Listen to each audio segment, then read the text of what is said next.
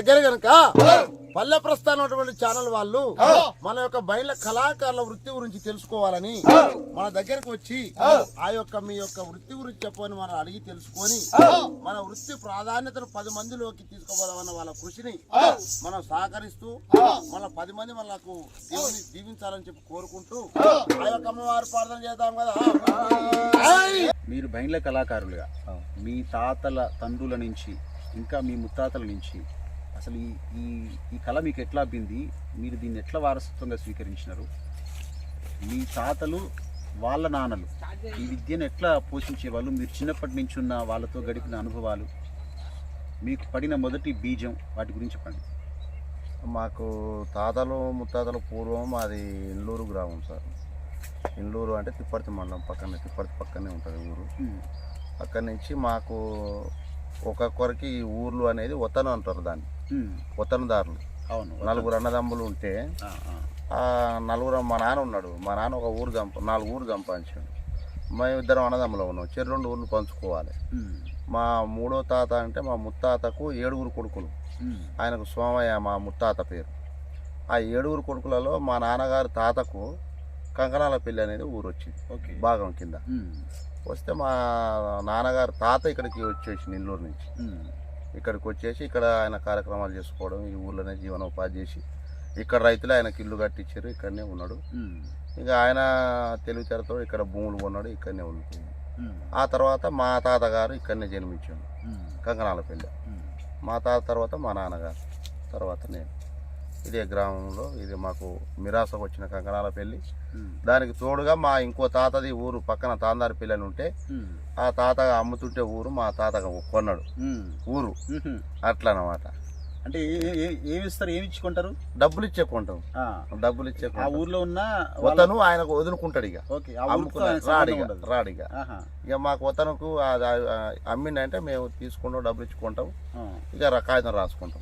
ఇక ఆ ఊరికి ఆయన వస్తానికి వీల్లేదు. అప్పటి నుంచి ఆ ఊరి బాధ్యత మాది అదనంగా. ఇక ఆ ఊర్లో ఏ కార్యక్రమాలైనా పండగలైనా ఈ ఎస్సీ కమ్యూనిటీ మాదిగ జాతి వాళ్ళకి సంబంధించిన పెళ్ళిళ్ళు కానీ వాళ్ళకు దిన కార్యక్రమాలు కానీ అవన్నీ మేము చూసుకుంటాం. ఇప్పుడు ఊర్లలో ప్రతి ఊర్లో చిన్నదో పెద్దదో చెరువు ఉంటుంది. అవును సార్. ఆ చెరువు కట్ట మీద ఖచ్చితంగా గుడి ఉన్నా లేకపోయినా ఇంత రాయి పెట్టైనా కట్టమైసమ్మని పూజిస్తారు ఆ ఊరి గ్రామ ప్రజలు. అవును. ఆ పండుగ దగ్గర నుంచి రేణుకెళ్ళమ్మ కానీ మారమ్మ కానీ మైసమ్మ కానీ గ్రామ దేవతల పండుగలన్నీ మీరే చేస్తుంటారు. అవును సార్. వాటికి సంబంధించి మీకు ఆ కళ అంటే వాటికి సంబంధించిన పద్యాలు మీరు రాసుకుంటారా, లేదా మీకు వాక్చాతుర్యంతో మీ నాన్నల నుంచి వచ్చిన దాన్ని విని యాస్టీజ్గా పాడతారా? ఇప్పుడు ప్రతి కళాకారులకు ఇప్పుడు యక్షగానానికి పుస్తకాలు ఉన్నాయి సార్. పుస్తకాలు ప్రింట్ చేసిరు, వాటిని చూసి చదివి 4 రోజులు ప్రాక్టీస్ చేసి దానికి యక్షగానం వాడతారు. ఇక మిగతా వాళ్ళకు కళాకారులకు సంబంధించి ఇంకేమైనా ప్రింటింగ్స్ ఉంటే ఉండవచ్చు, నాకు తెలియదు. మా కుల వృత్తి మా బయళ్ళ వాళ్ళకు సంబంధించిన పద్యాలు కానీ అమ్మవార్లను మేలుకొలిపే మంత్రం కానీ అమ్మవారిని ప్రార్థన చేసే పాఠాలు కానీ మాకు ఇంతకు ముందుకు మా ముత్తాతల కాంచి వచ్చినాయి. ఒక తాటాకు గ్రంథాలు ఉండేవి ఉన్నాయి, ఇప్పటికీ కూడా మా దగ్గర కూడా ఉన్నాయి. ఆ తాటాకి గ్రంథాలు తప్ప మా దగ్గర ఇప్పటికీ ప్రింటింగ్ చేసినటువంటి అయితే ఏం లేదు.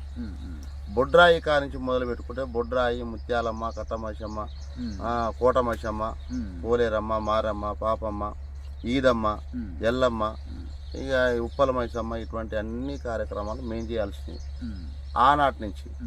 ఊర్లో నాకు గుర్తొచ్చి అంటే మా తాతగారు లేరు, నేను పుట్టక ముందుకే మా నాన్నగారు తండ్రి చనిపోయారు. మా నాన్న వాళ్ళ తాత పేరు వెంకయ్య, వల్లందాస్ వెంకయ్య అని ఉండే, బయళ్ళ వెంకయ్య. ఈ తిప్పర్తి మండలంలో బయళ్ళ వెంకయ్య అంటే మంచి అడలు మోగించి గత్తర్లు ఉండేదంట సార్ అప్పుడు. ఆ గత్తర్లు వచ్చిన సమయంలో 1950 ముచ్చట గత్తర్ 50 దాన్ని ఇప్పుడు మసూచి అనే వ్యాధి. అయితే ఆ గత్తర్లు వచ్చినప్పుడు ఊరు కట్టాలంటే సాకలైనా, కుమ్మరైనా, మాదిగైనా, మంగళైనా, ఈ బయళ్ళైనా మొత్తం ఊరు కట్టుకట్టి బొడ్రాయి కాడ పొత్తి పోసి వీళ్ళు యాపాకు వస్త్రాలు అంటే యాప మండలే బట్టలుగా ధరించుకొని మొత్తం బట్టలు ఇప్పుకొని ఆ ఊరికి పొత్తి పోసి అట్లా గత్తర్లు కట్టేదన్నమాట. ఈ తిప్పార్తి మండలంలో గోరెంకల పెళ్లి, ఇండ్లూరు, చిన్న సూరారం, పెద్ద సూరారం, కంకణాల పెళ్లి, పద్దూరు, ఈ చుట్టూ ఎటు 20 కిలోమీటర్ల పరిధి. మా ముత్తాత గారి పేరు బయళ్ళ వెంకయ్య అనేది, వల్లందాస్ వెంకయ్య. మా నాన్నగారి వాళ్ళ తాత పేరు, మా తాత తండ్రి పేరు. ఇప్పటికీ నేను పోయే కొన్ని గ్రామాలలో మా తాతగారిని గుర్తు చేస్తారు. ఓకే. ఆయన కళ నీకే మాత్రమే ఉంది, ఆయన కొడుకు లేదు, ఆయన మనవళ్ళకు లేదు, నీ దగ్గర ఉందని నన్ను ప్రోత్సహిస్తుంటారు. కులుకుల జవరాల ఇంపు పలుకుల యువరాల సొంపు కులుకుల యువరాల ఇంపు పలుకుల జవరాల ఐ కులుకుల యువరాల ఇంపు పలుకుల జవరాల సొంపు కులుకుల యువరాల ఇంపు పలుకుల జవరాల ఆ గంగాయమున చేతికు మంచి ఆ గంగాయమున చేతికు మంచి ఓ సరస ఐ తల్లి సరస్వతి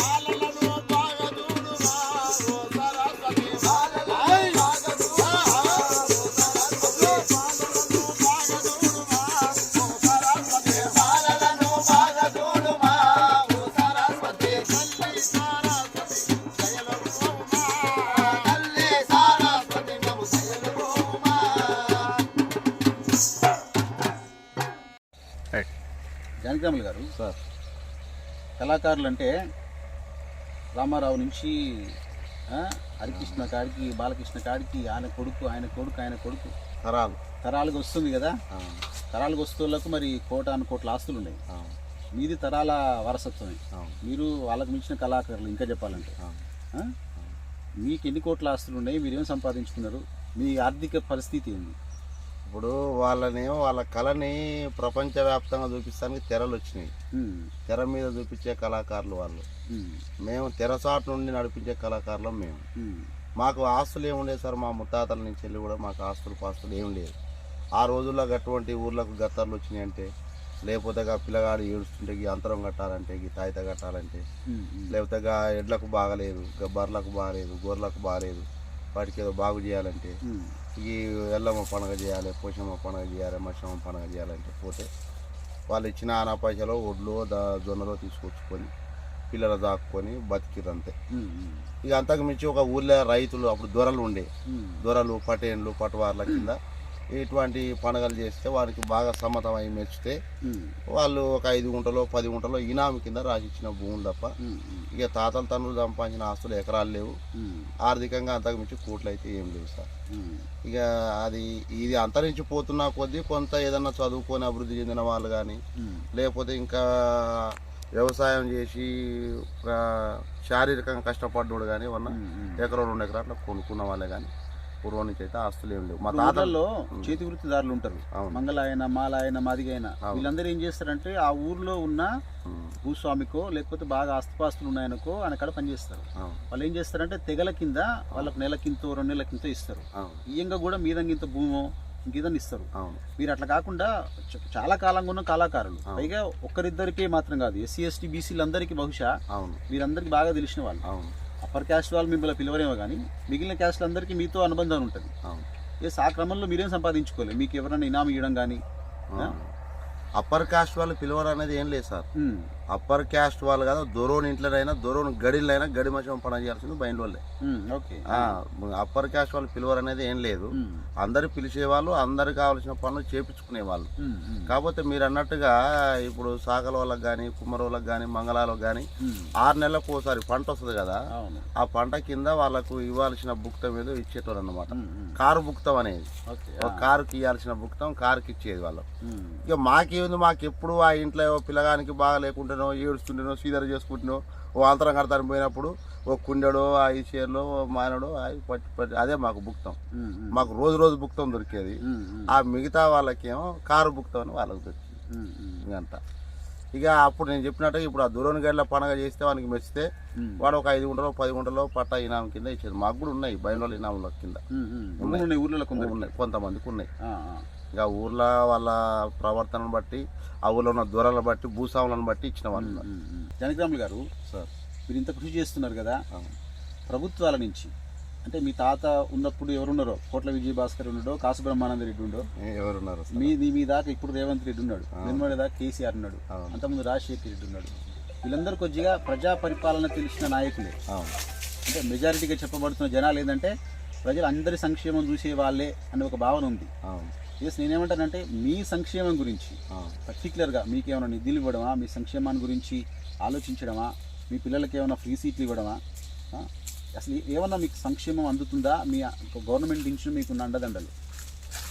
మాకు నేను అనుకుంటున్నాను అండి, నా ఓన్ మైండ్ సెట్ తోటి, నా సొంత నిర్ణయంతో నా మనసులో నేనేమనుకుంటున్నా అంటే, మా ఈ కులాన్ని తీసుకుపోయి ఎస్సీలో కలపడం ఎందుకో మా దురదృష్టకరంగా భావిస్తున్నా. ఎందుకంటే ఇప్పుడు మాకు 4-5 ఊర్లో కలిపి మా కుటుంబాలు 2-3 ఉంటాయి, ప్రతి ఊర్లో ఉండరు మా కులము, బయల కులం. అయితే ఆనాడు ఎవరు దాన్ని పోరాటం చేసి ఎస్సీలో కలిపిరో తెలివితేటలతోటి, కానీ దానికంటే మేలు బీసీలో ఓసీలో ఉంటే అయిపోయేది అనిపిస్తుంది. ఎందుకంటే ఒక్కొక్క గ్రామానికి వచ్చేసి ఎస్సీలు అంటే ఎస్సీ మాదిగా వస్తుంది, మాల వస్తుంది. దీంట్లో ఒక 14 జాతులు 15 జాతులు ఉన్నాయి, అందరు దీంట్లోనే ఉన్నారు. అయితే మాది కూడా బైండ్ల అనేది గెజిట్లో 10వ నెంబరు, గవర్నమెంట్ గెజిట్లో 10వ నెంబరు మా సంఖ్య బైండ్ల అనేది. అవి వచ్చేసరికి 4-5 గ్రామాలకు 1, 2, 3 ఇండ్లు ఉంటాయి, మా అంటే 10 ఇండ్లు ఉంటాయి కలిపి. ఆ ఊర్లో ఏమవుతుంది, ఎస్సీ వర్గీకరణ, ఎస్సీ కిందికి వచ్చి ఇచ్చేస్తున్నాం మీకు సబ్సిడీ అంటాడు. ఎస్సీలు ఏముంటారు, వాళ్ళు మాదిగానే ఉంటాడు, మాల ఆయన ఉంటాడు, బైండ్ ఆయన ఉంటాడు. వాళ్ళు ఎక్కువ కమ్యూనిటీలో వాళ్ళు ఎక్కువ జనాభా ఉండబట్టి వాళ్ళే కొట్టుకొని పోతారు. మాకు అది చూడరు. ఇక ఏ గవర్నమెంట్ దాటి మాలోళ్ళని దాటి రాదు, మా దగ్గరకు వచ్చేదాకా ఉండదు.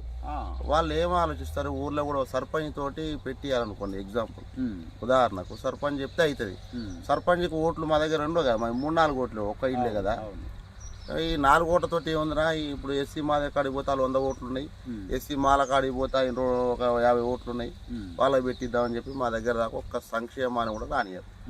ఇక మా పిల్లల చదువుల సీట్ల గురించి అంటారా, వీళ్ళ తెలివితేటల కొద్ది వీళ్ళు చదువుకొని వాళ్ళు కాంపిటేటివ్ ఎగ్జామ్ రాస్తే దాంట్లో కొట్టుకొని పోతారు మా పిల్లల గురించి. ఈ దళిత బంధువులు ఉన్నాయి. నాకు తెలిసి నేను 2018 నుంచి నేను మన నల్గొండ జిల్లాకు నేను బయల సంక్షేమ సంఘం అధ్యక్షునిగా పనిచేస్తున్నాను. మా ఉమ్మడి నల్గొండ జిల్లాలో ఏ ఊరికి కూడా బయలులకు దళిత బంధు అనేది రాలేదు. దాని గురించి నేను అనేక సార్లు మేము కలెక్టర్ ఫిర్యాదు చేసినాం, ఎమ్మెల్యే కూడా ఫిర్యాదు చేసినాం, చేస్తాం పంటగా అంతే.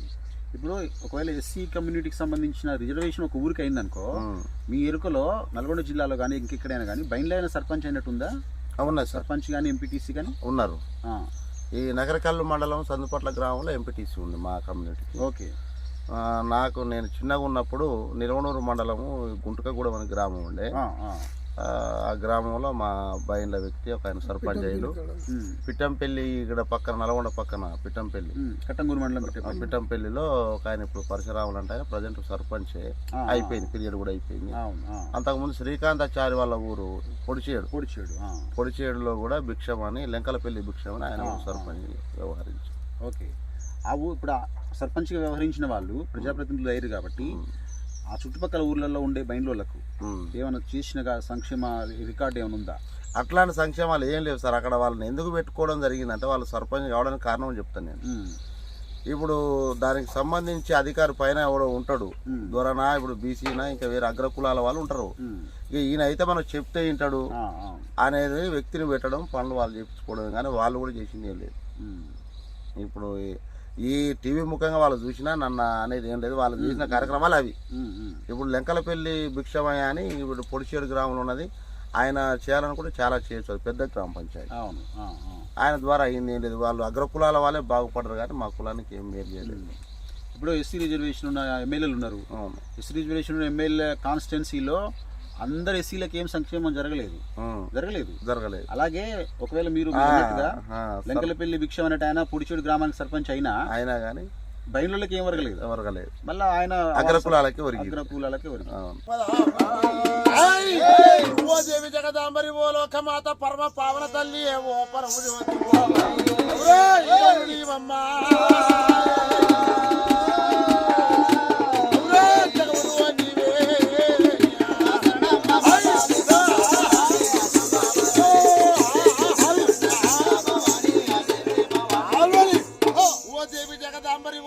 మాత పరమ పావన తల్లి ఏమో పరమ జ్యోతి అమ్మ నేను జగములు ఏలేడు తల్లి అజ్ఞానం అయితే మత్తంత మత్తమ్ము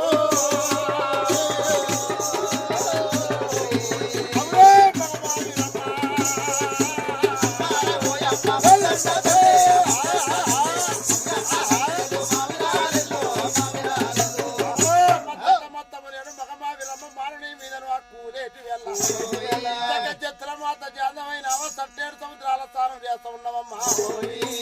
నిధిరమ్మా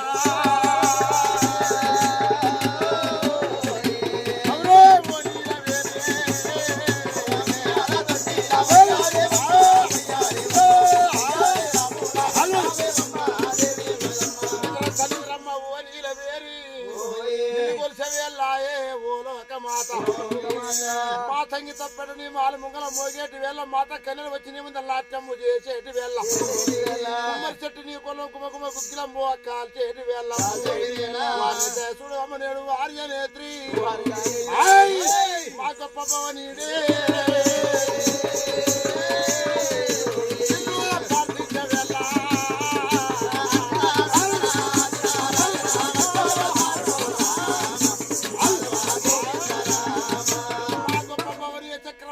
ప్రార్థించేటి వేళ ఆగాన ఉన్నవమ్మా.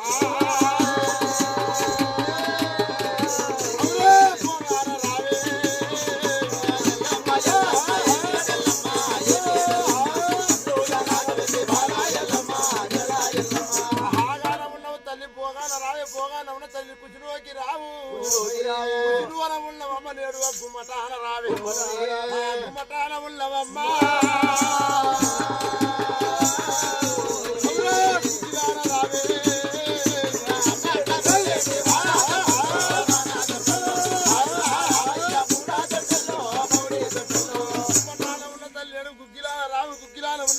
గుడిలోకి రావు గుడిలోన ఉన్నవు తల్లి పందిరికి రావే పరమ కళ్యాణ్ అలా ఆడగలకనేమి ఆ యొక్క ఆది పరాశక్తి లోకమాత ఎల్లమ్మ దేవి గనక ఆ యొక్క భర్తను సత్యం ఆద్యమదగ్ని ఆ కడివేడు బోనాలు తీసుకొని పోయినాడు గనకనే అమ్మ వారికి ఇచ్చిన అభయం ప్రకారము నా పేరు గాని శత్రువుల పేరు గాని చెప్పవద్దని ఆ యొక్క సత్యమాధ్యమునికి ఇచ్చిన మాట ప్రకారం ఆ యొక్క కుమహుడైన భార్గవ పరశురామునికి అమ్మవారి ఏ ప్రకారంగా చెప్తా ఉన్నది కదా. ఓ దురా రామయ్య బుల పరశురామ బుల పరశురామ రామయ్య బుల పరశురామ బుల పరశురామ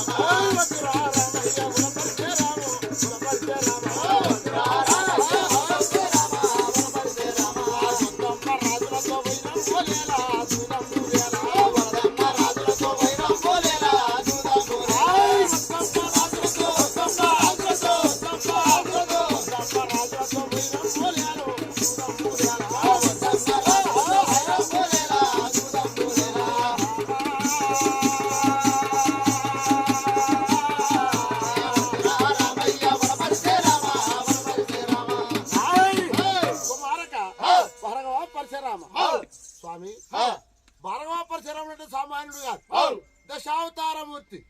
దశావతారం 10 అవతారాలు ఎత్తిన ఒక అవతారమూర్తి. 10 అవతారంలో ఒకటి శ్రీమన్నారాయణ విష్ణుమూర్తి అవతారంలో 5 అవతారాలు పటమార్చి 6వ అవతారంగా పరశురాముని అవతారం ఎత్తినాడు. అటువంటి పరశురాముడు వచ్చి తల్లి వద్దకు వచ్చి, అమ్మా మా తండ్రిని అతమార్చినటువంటి రాజు పేరు ఎవరని అడిగినప్పుడు అమ్మవారు వద్దురా రామయ్య వర పరశురామ వద్దన్న రాజులతో వైరంబులేలా రాజులతో జూదంబులేలా కుమారక మా చిన్నవాడవు కొడుక